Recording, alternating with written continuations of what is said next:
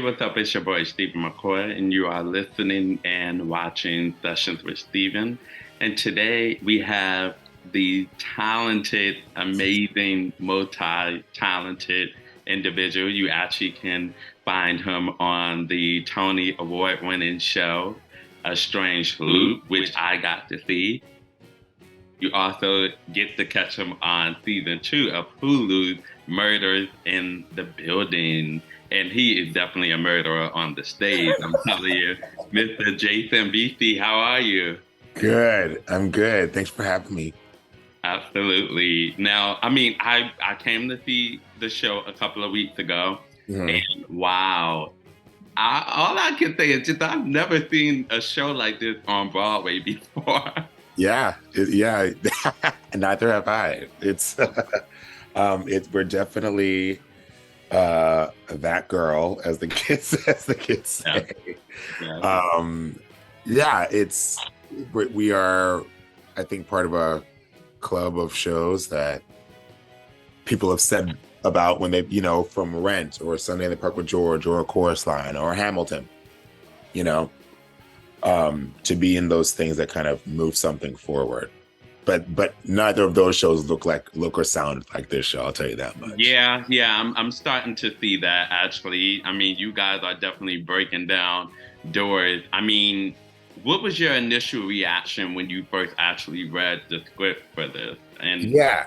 yeah, So the first time I ever read a script for it was back in 2012. That's how long I've been with the show. about 11 years ago.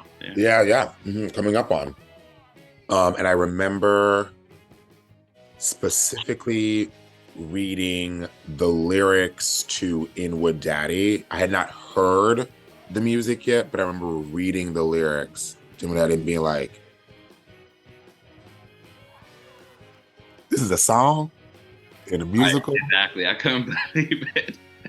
And I also remember leading up to that, Michael had sent me a bunch of YouTube clips of other songs from just his catalog. Hmm. So I was kind of taken aback and bowled over by um, the beauty of his music, the aesthetic of his music, but also the lyrics and what they were talking about and the way that they were formed. And after I did my first reading of it, I immediately called my mom and said, Mom, I don't know about my involvement with this piece. I don't know how that's going to go. Things change on a dime in this business, but Yeah. this is going to be something about this piece it is really special.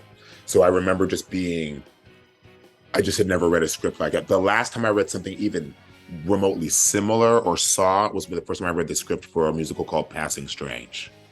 It was a specificity of Blackness and a sector of Blackness that I just feel like had not been seen before. I mean, even just your character, you playing the dad, and Mhm. it was, it was a lot of heat going on, and even which, to my surprise, there was questions that was asked amongst the child. I'm asking the child, well, if you're attracted to men, does that mean that you're attracted to me too? The ignorant, and I don't use the word ignorant in a bad way. It just Yeah. some people actually do think that. Where did you draw your emotions to play this type of character? Yeah. So it's a few things. Um, I realized early on in the development of that scene and the evolution of that scene leading up to Play Off Broadway up to now, the one thing that stood out to me is that we have, whether it be in media or plays or art in general, you either have the fire and brimstone, I'm gonna beat your ass, get out my house, dad, Yeah. Hmm. or the loving, very supportive, I love you no matter what, dad, which is what I had. Right? Mm. We never see the in-betweens. We never see the men who do love their children, the men who don't really think that they are homophobic, right? The men who are not going to kick their child out of their house, who are not going to beat their child because they're gay, but the men who are kind of like, I don't want, you can be gay, just don't be no bottom. Those, and so quickly I realized that there was a nuance in that kind of father, a father who does love their child, but just doesn't understand their child. Right. Right. And then the other thing that kind of stuck out to me is that you have a mother, both of these parents do love their child. You have a mother who is just fire and brimstone. You're going to go to hell. I am worried for your salvation. I am worried for all these things. And the thing I like to think that people may not realize is that, yes, his questions, the father's questions, are always inappropriate, problematic, and toxic. But unlike the mother, he's still asking his child questions. He thinks he is doing the best he can in an effort to get to know his child. And when the child says, your questions harm me, that's when he gets emotional, because he no longer has any tools to help his child, because that's the only thing he knew. On top of, by asking questions, he was doing this. And so, me, to the best of his ability. So him doing this not working now means, oh, if that's not working, I don't know what to do. So I got to get out of here, So that's the only way I can, approach it. I just see him as a man who, even if Usher was straight, would still be like, what? Yeah. And this is put a ball a little bit harder. Yeah. It's also, a man from a generation where love is tangible things. There is food on the table. We got you to go. We paid money for you to go to NYU. We made sure that you didn't get shot on the streets. What do you mean you want me to care about your complexity? Right. Yeah. So that's where I kind of take it. In addition to the fact that my dad is the extreme of kind of like, I love you, I love you, I love you. So just the idea and the notion that there are people there are plenty of people who haven't experienced that is enough to make me walk in. It is enough sadness for me about that. Yeah. It's so sad that people are still dealing with that. And one thing that you guys really did touch on as well, even just the stereotype of that HIV, AIDS, a gay disease, and if you're gay, then that means you must have it. And I thought that was a very a strong thing to touch on Broadway. I couldn't believe I was really watching it. Because when I came to the show, I saw a diverse of audiences. Like it was everyone from Caucasian to Black American. What do you think the audience how does that impact when they leave the theater? During the moment that you're talking about is one of my favorite moments in the show, because I'm one of the three people on the top level of the set. There's if you haven't seen the show, something goes down, and then we're in this set, right? And I'm on the top level, and at that time, because of the lighting of the show, the audience doesn't realize that pretty much we can see y'all's face. Like, you guys are very well lit. So I'm just up there on the top level, two-step in, step touching the oohs and I, and we can literally watch everyone and their reaction. And for some reason with this show, it highlights in that moment everyone's receiving of this piece via their identity, right? So you have the white folks who are just clapping along because they're truly just not listening and paying attention, and they're just only looking at surface Black entertainment. They have no idea. Then you have the white folks who are kind of like, Then you have the Black folks who are the Black people and white people or whatever who grew up in the church, who are currently dealing with the trauma that caused them, and they are just shocked and stunned and can't believe that this is what's happening. There can be tears. Then you have some folks from the church, but usually Black, who have dealt with that trauma or on the other side of it. And I was just kind of like, because I've been through it, I'm laughing. I know this, we're doing it. This is hilarious because I understand the positive cultural aspects of what it's like in the call and response, but also what I was on the receiving end of. You have people who just don't understand what is happening at all. Yeah. It's a wild thing to watch when we get to that moment. Yeah. And that's just church-based. It's amazing how many people see those three letters behind us, H, I, and V, and still equate it to certain things, still equate it to AIDS, still equate it to a punishment, you know?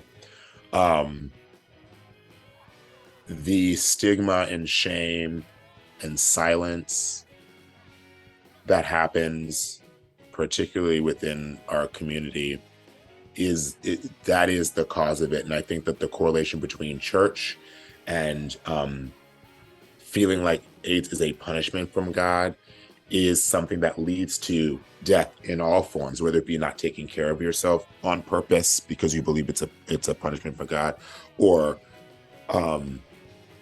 going to drugs because you feel like it's a punishment from God. There's so many ways that our community kills themselves upon diagnosis. The show has so many layers. Oh my goodness. I mean, we could really go on and on. Another topic that was touched was on bullying. And I don't know if that's something you recognize or where you also, because some people might look at you as like someone who's always had it together, you look Right. great, and or have you ever been on the other side of bullying or was Yeah. bullying? Yes. Yes. I will say that, like, you know, part of getting older or being on this planet a little bit longer is looking back and realizing that your experiences are your experiences, but there are people who had it way, way, way, way, way, way worse. You know, I definitely had experiences of bullying and feeling othered to a point where it affected me deeply in a real true way, from 5th to 7th grade. Um, in small ways, you know, like in the ways that, you know, really don't matter anymore.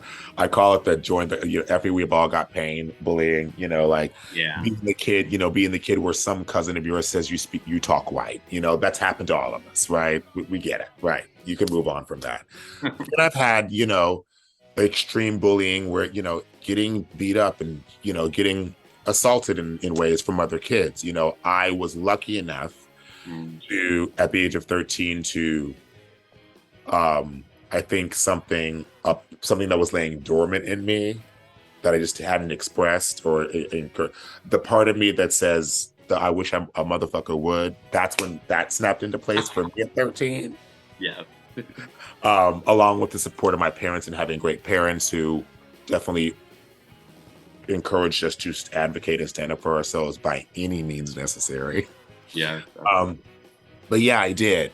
But all of that was made easier because my parents were just top notch in those ways. The show for me is not a source of triggering in that way, if I'm going to be honest. One, I wasn't a church kid. I didn't grow up going to church. So that kind of helps me do that. But yeah, I had my fair share of things that definitely have had to been worked out through therapy. But I can also acknowledge that not to a level that I'm still working out to this day in terms of what I see a lot of people in our community still feeling, whether it be from the queer community or the Black community. I'm very blessed and have been very lucky to have been able to get through those things with a lot of help. And you are a very loved individual. You are a very inspirational figure. And I want to know what has been the change of your life, even since inception of the show when you first started, throughout your career, the moments with the fans that comes on the side of the building, and what is a memorable moment for you in your career? I think as of right now, and probably till the end of my career, A Strange Loop will be the greatest professional love of my life. There's never going to be another one like her. Um, uh, I think the coolest thing is the relationship between me knowing that this is something that was special and seeing it be confirmed by how it's being received by audience members that I meet after the show. And I meet a ton of people who are theater people, right? Black queer theater people who've been theater people since whenever the bug hit them.